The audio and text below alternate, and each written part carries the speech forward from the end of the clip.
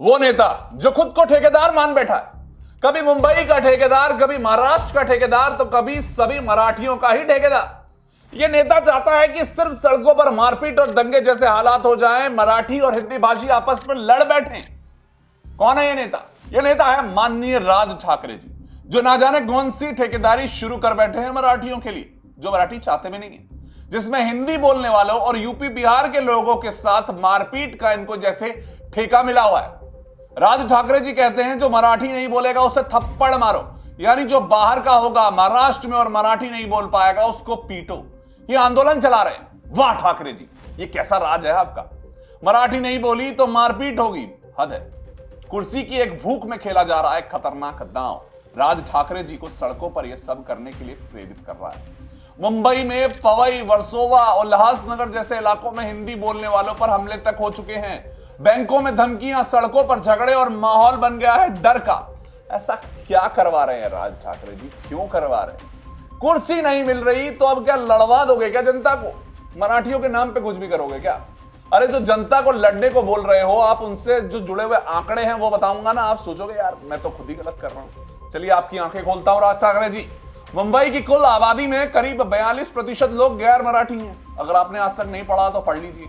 UP और बिहार से आए हुए प्रवासी मुंबई की टैक्सी, होटल, कंस्ट्रक्शन और सर्विस इंडस्ट्री की रीढ़ है ये लोग, जो बाहर से आए, जिनके साथ मारपीट करवा रहे हो ना, उनकी बात करते हैं। आर्थिक योगदान की भी बात कर लेते हैं तो मुंबई की जीडीपी का सबसे बड़ा हिस्सा इन वर्कर्स के पसीने से आता है। और ये लोग कोई अपराधी नहीं है बल्कि टैक्स पेयर हैं, मेहनत कश है, कुर्सी नहीं रोटी के लिए लड़ रहे हैं।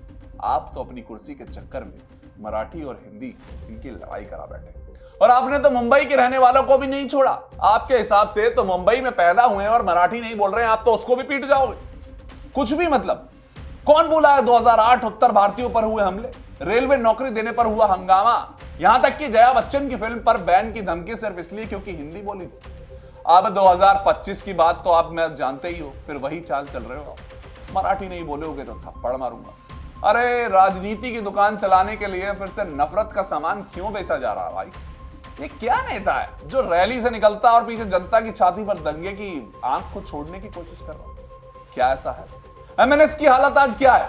ना लोकसभा में ना विधानसभा में कोई सीट नहीं है इनके पास। राजनीति खत्म हो चुकी है तो अब चालू हो गई है नफरत की राजनीति। क्या मराठी और हिंदी बोलने वालों को बांट कर कोई नेता बड़ा बन सकता है? या फिर ये हमारी एकता की ताकत जो है ना, वो भारत को बनाती है? राज ठाकरे जी को पता ही नहीं। राज ठाकरे जी लोग समझ चुके हैं ये भाषा की लड़ाई नहीं, आपकी सत्ता की साजिश है। आप आकर बोलें कि मराठी नहीं बोली तो मारेंगे। हम भी आवाज उठाएंगे, सच्चाई दिखाएंगे, क्योंकि ये लड़ाई भारत की और भारत किसी एक भाषा से नहीं बनता है। तो आप यूपी बिहार वालों को जो मारपीट की बात करते हैं, नॉर्थ की जो बात करते हैं, अलग करने की जो बात करते हैं, हिंदी और मराठी भाषी जो लोग हैं उनको अलग करने की जो बात करते हैं, उनको रोक दीजिए।